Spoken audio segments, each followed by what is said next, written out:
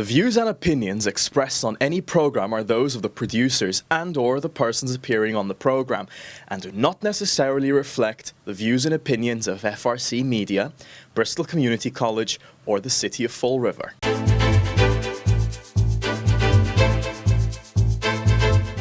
Thanks for joining us. It's been 3 weeks since the devastating fire at the Gabriel House Assisted Living Facility on Oliver Street that claimed 10 lives. This week, we had the opportunity to speak with Fall River Fire Chief Jeffrey Bacon and Lieutenant Jason Burns on the latest into the investigation of the fire and how firefighters continue to deal with the stress and drama of the events of July 13th. Chief, Lieutenant Burns, thank you for joining me. I do appreciate it today. I know it's been a tough couple of weeks. Chief, I want to start with you. I want to start with the investigation itself. I know last week there was a press conference with the District Attorney's Office, State Fire Marshals, State Police also involved in the investigation. Anything new to add from what you know in terms of the investigation? No, we're essentially out of the loop with the investigation at this point. The DA's office is controlling it and using some of the investigation stuff that DFS is providing. So as far as I know, everything is moving along, but there's no new information to release at this point. And since that first week, your crew, even whatever the involvement was in terms of the Fall River Fire Department being involved in the investigation, you're no longer in that building. And do you know if there's anyone investigatively in that building? Not as far as I know, that portion of the investigation is over. Something you mentioned at the press conference last week as well was that for every fire event, the fire department does its own sort of internal investigation, the processes of what happened. Mm-hmm. You had mentioned, I believe, that if it's like a 3-decker, it could be done in a few hours. This is going to take weeks. Talk about what that process is, and I guess what's the progress of that sort of internal look back at how this department handled that event? Yeah, this is like an unprecedented fire event, right? They don't happen every day, so there's really no rules or guidebook for how to do this. So what we've done, and Jason and I have, kind of planned this out. We've kind of combined some of the mental health stuff with putting the pieces back together to figure out how the lessons learned and what we did right, what we did wrong, and what we can work on. So it's a long process to get there because we're still piecing together. There were every fire company in the city was at this fire. Mm-hmm. Typically, you have 4 or 5 companies at a fire. So to piece together where the crews were, exactly what they did, and then to listen to the radio calls, and to, even with this fire that we don't normally have, there's a lot of video that we can look at. So it's going to take some time to really piece that together, and keeping in mind the sensitivity of because 10 people died at this fire, it's a totally different post-incident analysis than anything that we've ever done. And how will that be used going forward in terms of, making things better here in the fire department? Yeah, so there were 70 some odd firefighters that were at that scene that night, between the 35 on duty and the members that were recalled. But that still leaves a large portion of our department that wasn't there. So anything that we can do to help the people that weren't there know what was on that scene and what actions were taken, so that anything of any magnitude that happens in the future will be better prepared for. One of the things that I noticed about seeing some of the video of the fire was, from the video I saw, there really wasn't much fire to be seen. This seemed like it was a internal and very, very smoky. Is that safe to say? Yeah, and I've spoken about that several times because I think we need to start focusing more on smoke safety. Smoke kills way more people than fire ever will, every day, every year in this country and in the world. So I think people misunderstand the danger of smoke, and the fact that the fire can be 100 yards away from you, and the smoke is what's going to get you, not the fire. I think it's an important lesson, and I think that we're gonna really start to turn the corner on some of that smoke safety stuff. Now, in terms of the internal review, is there? You mentioned a little bit about the process that goes along with it, but what I mean, what will be drafted from it? I mean, I guess it's too early to tell, and it's going to be a few weeks, right, still before that is done. I would say at least, yeah. So I guess, what do you hope to come out of it at the end of the day? Listen, every single incident we go on, from the easiest box alarm to this event, which are really the two extremes of what we can experience here in the city, we need to learn from it, right? And we owe it to the victims, and especially the families of the 10 people who did not survive this incident, to try our best to figure out what could have been done better. And if we can identify that and utilize that in the future to prevent something like this happening again, we certainly want to do that. What's the status of the firefighters? I believe you mentioned there were 6 firefighters that actually needed to get some treatment. Yep. What are the status of those firefighters? Are they back at work? What's their status in general? Half of them have returned. Half of them were back that night. There's 3 that are still dealing with some physical ailments that may be out for a little bit longer. Now, in terms of moving forward, we do need to talk about staffing, because it was brought up by the firefighters union literally the next day. There has been moves to address that. The city has come up with more money. The governor was here last week to talk about how she's making public safety staffing grant money available sooner, so you can do that. So people may think that's a good move, and it is, but to see it in action, it's going to take some time, right? Especially if you need to recruit firefighters to fill holes in the companies, right? Yeah, we just need to make sure that any of these moves are sustainable, right? We don't want to look 5 years down the road and say, great, we did this, but now we need to lay off 30 firefighters. So it's really the push right now. I've been meeting a lot with the administration, with the CFO, and trying to make sure that that funding is available for this to be a long-term project to raise the manpower in the Fall River Fire Department to a level where we can maintain our current number of 38 firefighters on shift on any day without over-relying on overtime, because it's costly, not just financially, but it wears guys thin. So yeah, we're making a push through civil service right now. We're going to be looking to hire at least 10 in the fall. And we have 4 anticipated retirements in January, so that number is going to go up so that we can get to a number that we're comfortable. It's always been 200. That's the number that chiefs prior to me have been looking to get to. When I was hired in 2002, we were 241 firefighters, and we're at 178 right now. So I think 200 with the number of apparatus that we have right now is a good starting point. And then we can look and see what the overtime numbers look like and see how hard we're working the firefighters and adjust from there. That 200 will meet the minimum requirements that we've heard about in the news over the past couple weeks? I think it's interesting. Like, NFPA tells you they want 4 firefighters on every apparatus. They don't care if you have 40 firefighters or 400 firefighters to do it, right? So that number's irrelevant. That's really a number that I need to work on with the union and with the city to make sure that we're as financially prudent and not overworking the guys with overtime. I believe you also mentioned, I believe it was during budget time here in Fall River, that you were, I believe, seeking a federal grant that would help for staffing. Is that still going to move forward? So that's already been applied for through FEMA, and those will be awarded in sometime this month or next month. And once we have those awards, then we'll know better what the financial future looks like as far as hiring goes. Let me just ask you, I do want to get into, the status of firefighters who were there that day, and we'll be talking with Jason on that in a moment. But in the almost 3 weeks, we're recording this on Friday, it'll be almost 3 weeks since the fire started.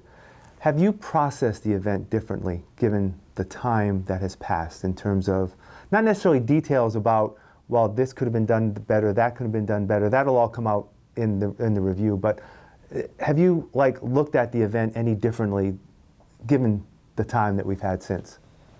I haven't really had the time to, between focusing on the families that were affected there that night, the people who are still alive, and more importantly, the families of the people who perished, and then trying to make sure that the firefighters are processing this.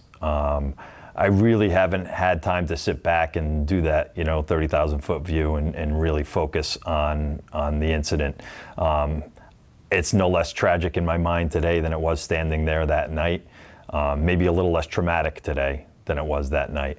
But this is a historic fire for the Fall River Fire Department, certainly, but nationally, this is an historic fire. Prior to this, there wasn't a multi-casualty, multi-fatality fire in any sprinklered building in the United States. So in this building, 10 people died. So this is something that it's going to take years to process and to really change perspectives on. Have you had much interaction at all with the owner of Gabriel House? I have not. No. You said maybe the first day or the morning after he was. I met him briefly the morning after when he arrived at the scene, and spoke with him with the building inspector like we typically do. We eventually turned the building over to the owner, so it's his responsibility. I was part of that process, but have not had much contact with him since. All right, I want to shift to Jason now to talk about how firefighters have handled this. I did read a piece in the Herald News where you talked about your role in terms of peer support. In general, what is that peer support and how does it basically work? Right, so it's trained firefighters. Obviously, I'm still a current firefighter. I have been trained. I've gone through hundreds of hours of training on how to relate to firefighters who are struggling. And it may be because of a certain call, it may be because of something that's going on in their personal life, but we're trying to figure out a best way to meet them and meet their needs, whether it's listening to them, whether it's connecting them with professionals. We have a number of different outlets, but it really is firefighters being there for firefighters, and it's a model that has worked for a long time for us. And it's not anything that's sort of formally organized, right? It's just listening, hearing.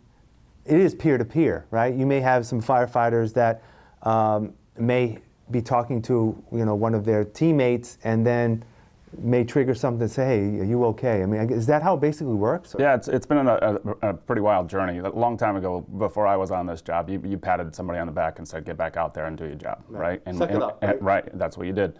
And then we ventured into a process where it was much more formal, and you mandated sitting in a circle and talking about how you feel about a certain incident. And it worked for a while, and that was better than doing nothing. But we've moved away from that primarily since, I would say, 9/11. We found that forcing people into a room and having them discuss what their feelings are, sometimes hours after losing a firefighter or going through a difficult call, wasn't working for us. And so we came up with this model where we have trained firefighters. In whatever way that we can meet their needs, we do that. I'll go, and sometimes it's just a phone call. Sometimes I'll go and have coffee with someone, whatever it may be. And I think the beauty is it's really caught on in our department. We have firefighters who are paying attention to simple things like body language, which are cues. We're not the group of people who show up and say, hey, by the way, I'm feeling anxious today, and I don't, I'm depressed, and I don't like how that played out. We don't do that. So, but your body shows that you're doing that, right? Something's going on, and it's not just the peer support people who have been trained to that. We go out and talk to everybody else and say, hey, look at your teammates, right? If they're the quiet one and all of a sudden they're talking constantly, there's a change. Maybe we need to intervene. Maybe they don't want to be alone with their thoughts. Maybe that's why they're talking too much. Somebody comes in and they're the person who's always impeccably dressed and smelling great and shout, and all of a sudden they're not as well kept, right? Might just be had a long night, tough day. Might be that there's something else going on. So we're kind of trained to see that and then address it with the firefighter. And it doesn't necessarily need to be work-related, correct? No, most of the stuff that we deal with is not work-related. Again, a lot of our firefighters are married, they have children, financial issues, all of that stuff comes into play. And this job can't exacerbate it, right? There's a lot that goes on in this job, and it's a high-stress job, and the job can exacerbate it, but we're there for all of those problems. I want my firefighters back to work. I want them to be good dads. I want them to be good husbands and wives. I want all of that, right? And that's a major portion of what we do, is stuff that isn't even connected to a job performance thing. Yeah.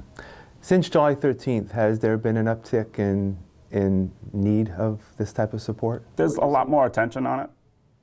You know, we had our state and international peer support groups were on scene in the Gabriel house fire within hours. We were reaching out and meeting with the members prior to them leaving the shift. So when that fire was extinguished, they went back to the firehouses. You know, they were probably there by, I'd say, maybe 5 a.m. They're leaving work at 7 a.m. and going back home. And we wanted to reach them before they went home, just to kind of say, hey, this is a reminder, this is who we are, this is what we do, this is what to look out for. And then 2 days later, we had them all in the city again. I had firefighters, trained peer supporters from Somerville, from Revere, from Boston, from Fall River, available to just kind of be around when they're talking about the after action report and, hey, what happened? And we're going to continue to be here. And I think that's the beauty of what peer support is. Some of the old models, where we forced you to sit down and sit in a circle, that was it. We moved on.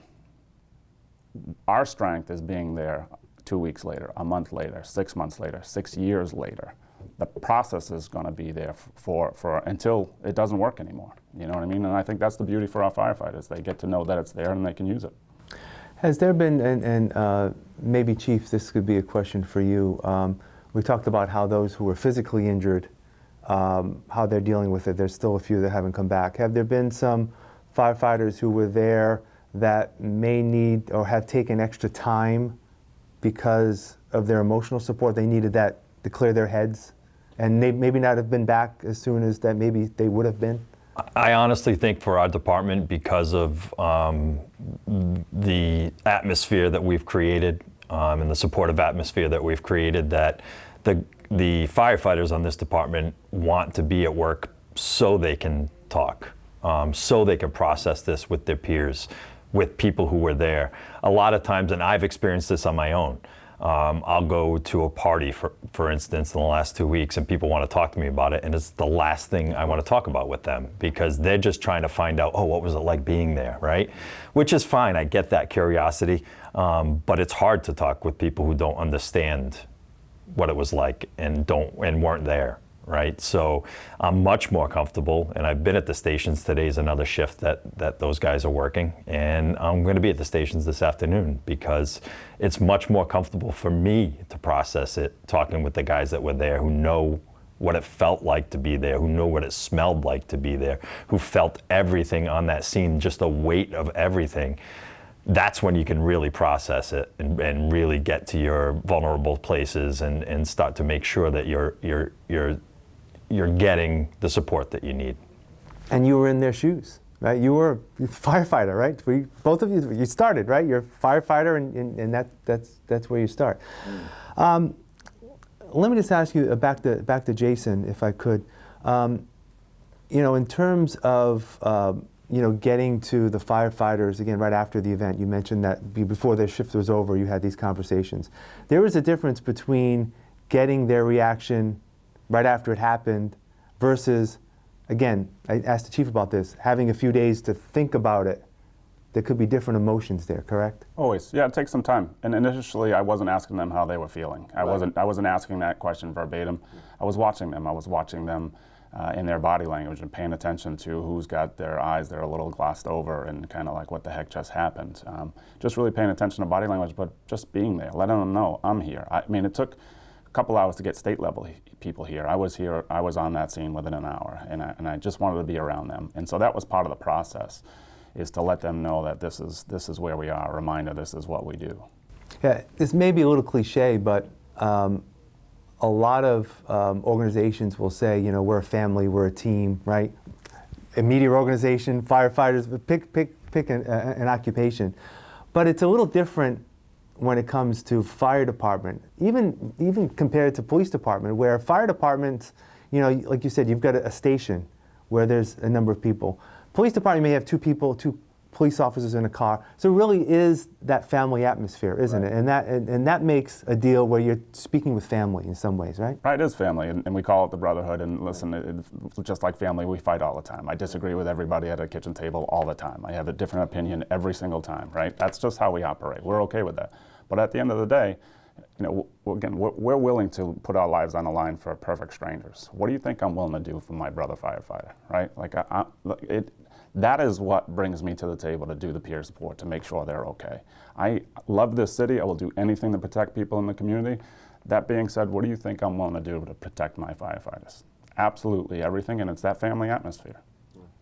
Chief, I'll get a couple of final questions for you.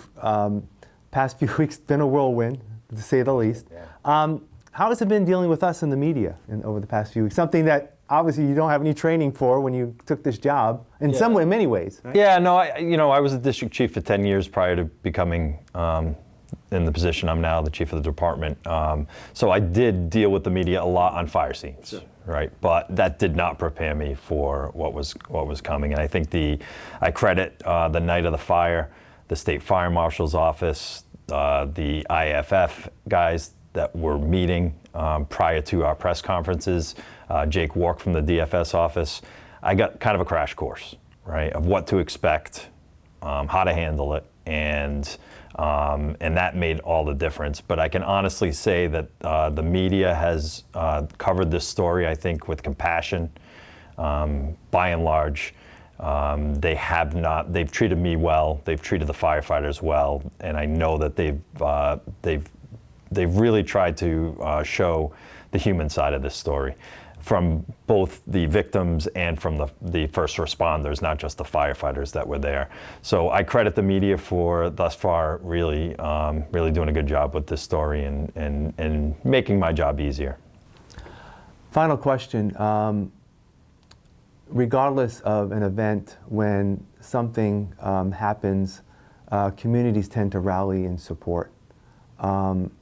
The amount of support that has been shown, we can talk about fundraisers and what have you. That's been. I mean, last week we did a story about Catholic charities and the clothes they've collected, massive. How important is that for you, as a leader of a public safety department, firefighter, to see that support from what you've heard from those in Fall River, even outside the community, but obviously you serve Fall River, in terms of support since the event?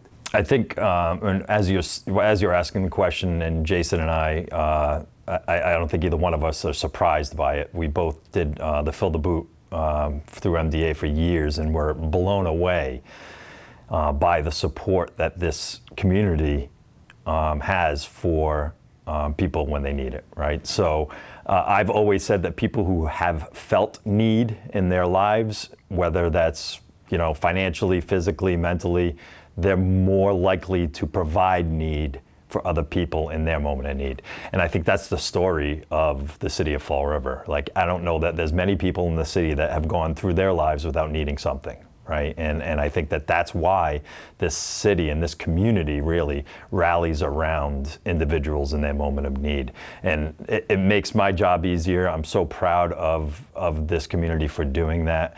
And it makes me really proud to be the fire chief in this community. Chief Bacon, Lieutenant Burns, I do appreciate your time. Thank you for joining me. Hopefully we'll talk again soon. All right, Thank for you. having me.